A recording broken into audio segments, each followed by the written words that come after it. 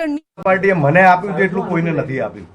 4 term corporator તરીકે મને જવાબદારી મળી, 2 ટર્મ ડેપ્યુટી મેયરની જવાબદારી મળી, ભારત સરકારની અંદર પણ ડાયરેક્ટર તરીકે કામ કરવાનો મોકો મળ્યો. ઉત્સાહની વાત, ભારતીય જનતા પાર્ટીના કાર્યકર્તા હંમેશ કામ કરતા આગળ વધતા હોય છે.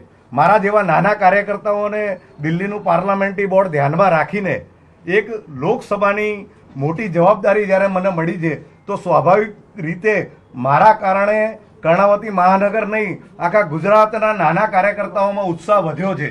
અને મારો ઉત્સાહ વધે પરંતુ એની સાથે સાથે એક સામાન્ય નાના કાર્યકર્તાઓને પણ કામ કરવાની પ્રેરણા મળશે એટલે આખા ગુજરાતનો ઉત્સાહ વધ્યો છે એવું મને. પ્રથમ કામનું પ્રાધાન્ય શું રહેશે આપણે? કામના પ્રાધાન્યની અંદર તો રાષ્ટ્રીય લેવલે જે બી કોઈ પ્રશ્નો હશે એ પ્રશ્નો સોલ્વ કરવાનો પ્રયત્ન કરીશું. વિકાસના કામની વાત કરીએ તો કોર્પોરેશનની અંદર ભારતીય જનતા પાર્ટીનું શાસન છે, રાજ્ય સરકારની અંદર ભારતીય જનતા પાર્ટીનું શાસન છે, અવિરત વિકાસ ચાલુ જ છે.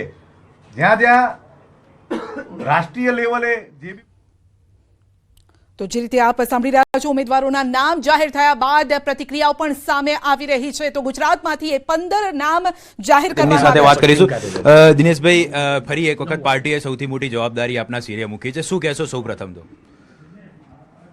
આજે મને જે જવાબદારી આપી, મેં અગાઉ પણ કહ્યું એમ, મારા જેવા નાના કાર્યકર્તાને ભારતીય જનતા પાર્ટીએ એક સામાન્ય કાર્યકર્તાને ખૂબ મોટી જવાબદારી આપી છે.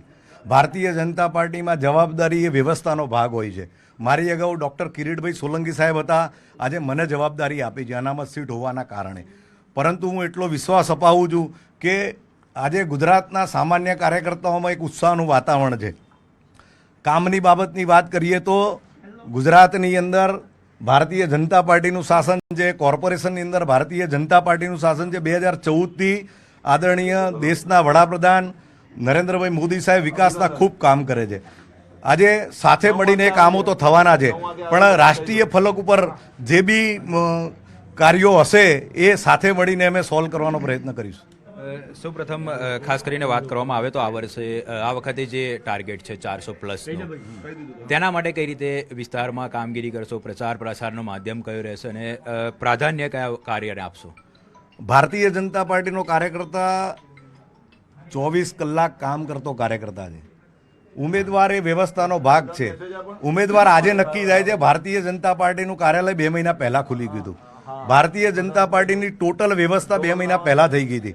ભારતીય જનતા પાર્ટીના તમામ કાર્યકર્તાઓ કામે લાગેલા છે. મને વિશ્વાસ છે કે ગુજરાતની 26 સીટો એ નરેન્દ્રભાઈની સાથે એમના નેતૃત્વની અંદર 26 સીટ જીતવાની છે. અને આખા દેશની અંદર 400થી વધારે સીટો એ ભારતીય જનતા પાર્ટીના કાર્યકર્તાઓની તાકાત ઉપર.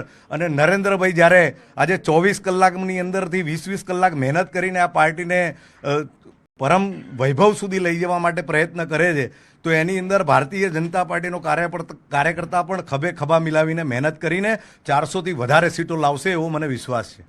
તો ખાસ કરીને જે રીતે દિનેશભાઈનું નામ જાહેર થયું હતું, તમામ કાર્યકર્તાઓની અંદર ઉત્સાહ જોવા મળ્યો હતો. આપ દ્રશ્યની અંદર જોઈ શકો છો, જે ભાજપનું કાર્યાલય ખાનપુર ખાતે તમામ જે કાર્યકર્તાઓ છે તેઓ અભિનંદન પાઠવી રહ્યા છે અને તમામ લોકોની અંદર એક ખુશીનો માહોલ જોવા મળી રહ્યો છે. જે રીતે ખુશીનો માહોલ છે તે આપ દ્રશ્યની અંદર પણ જોઈ શકો છો. હાલ જે તમામ લોકો છે તે તમામ લોકો જે અમદાવાદ પશ્ચિમના લોકસભાના ઉમેદવાર છે તેઓ દિનેશભાઈ મકવાણા છે તેઓને અભિનંદન આપી રહ્યા છે. કેમેરામેન હરીશ શર્મા સાથે ઋત્વિજ સોની, ન્યૂઝ 18 ગુજરાતી, અમદાવાદ.